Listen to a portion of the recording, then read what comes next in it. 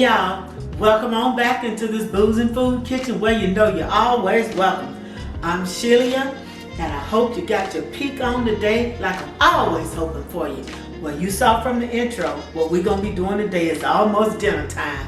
We're going to be getting together this cube steak, as we used to call it, minute steak. We're going to get this together today with a little bit of that red wine gravy and we're going to be eating in no time. All right, I'll meet you over there on the stove. All right.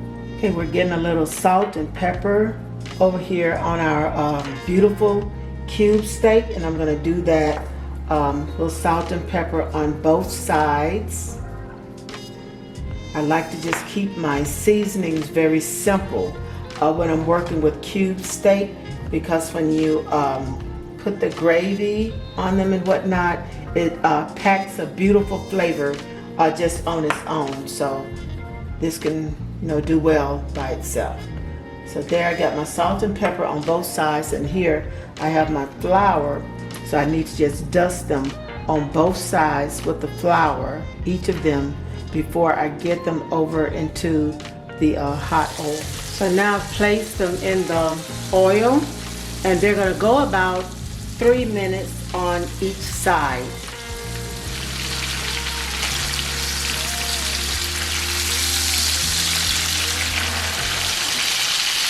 And now we're just turning it over, about 3 minutes on each side.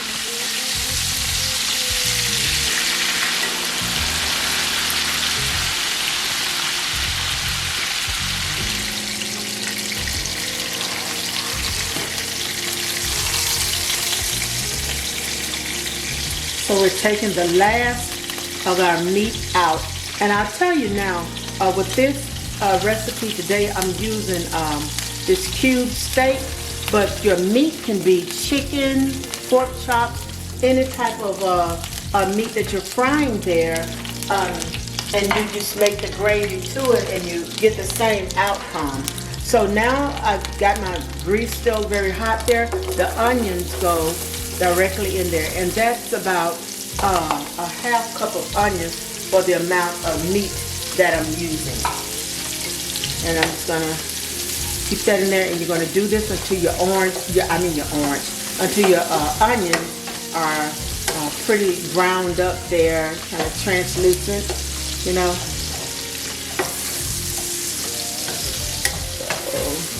we'll let that go for a minute, and then we'll be ready for our next ingredient. So the onions are pretty soft, and they've been cooking about 3 minutes, and now I'm adding flour to make this gravy. I kind of usually eyeball this, but this is about 3 tablespoons of all-purpose flour that I'm using here. And you just kind of have to know how thick you want your gravy to be.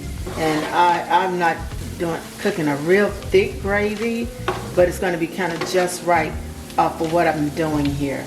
So we're going to let this go until the flour kind of gets almost looking a little dry, but gets a deep brown. I want that brown gravy today. I do not want a white gravy. So it's gonna kind of absorb a little bit here, but get much browner than what it is right now.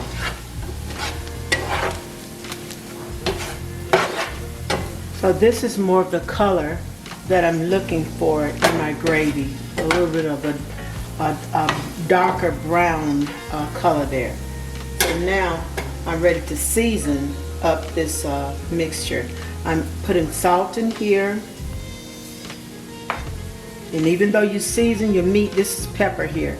Even though you season your meat, you still need to always season up your gravy. And this is just a little curry, just because I really love it. Put a little bit of that in there.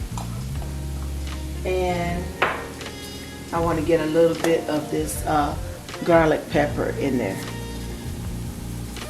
Just a little. Good. And now I need to put my liquid in there. You know it's going to be boozing now. So here's my red wine. That's a half cup of red wine. And I'm putting in about a little less than a half cup of water. I'm going to gauge it for the thickness. of my gravy. So it's going to start to thicken up real quickly here. That flour is a thickener. So you see how quickly that went from being very liquidy to being very thick. So it's almost like a paste. So we have to keep adding our water till it gets just right.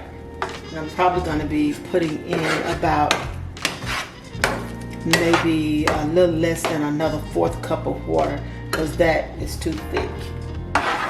So there, we've got the gravy to the level of thickness that I want it to be. You have to know how you want your gravy before you start off. Some people like thin gravy, some like thick gravy. I like mine kind of in the middle. This is very silky gravy, and the only thing you see those little lumps, that's your little lumps of onion down in there. It's very flavorful. And taste your gravy, because that's the taste you're gonna get when you put it on your meat and on your rice too. So now that we got it at the right consistency, and keep adding your water. I ended up putting 3/4 cups of water all together, along with my 1/2 cup of wine in here. And the last thing I'm gonna put in here, I'm gonna put a few drops of this right here. I always put this in my gravy, and this is kitchen bouquet. So I have about that's about a 1/4 a teaspoon that I add to my gravy, and it just puts a nice taste in there. And you see how your gravy turns when you put it in there? It turns a darker brown there. See? Very beautiful. All right. And now we're going to get ready to put our meat back in there. And now we are adding our meat into the gravy. And I added a little at a time here. So I want to spoon my gravy on top. So there we go. And we're just going to take our gravy and spoon it on top of our meat like so.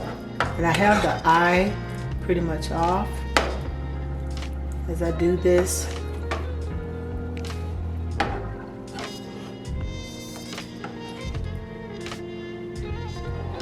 So there we are, putting our gravy over the meat.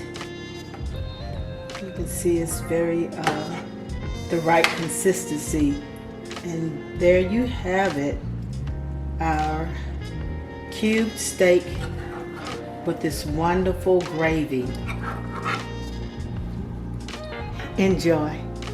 All right, y'all, we got it done. Done. It's a home run. That's what I say about this cube steak right here. Well, y'all, I want to thank y'all for joining me. And you know, if you like the way this recipe was put together, you already know what to do. Hit that button over there. All right, y'all, I'm going to go on and get out your hair. And don't forget to join me as I put up my recipes from time to time. Okay? We'll go on and get into this. I'm going to go on and get out your hair. Y'all have a good rest of the day. Yes.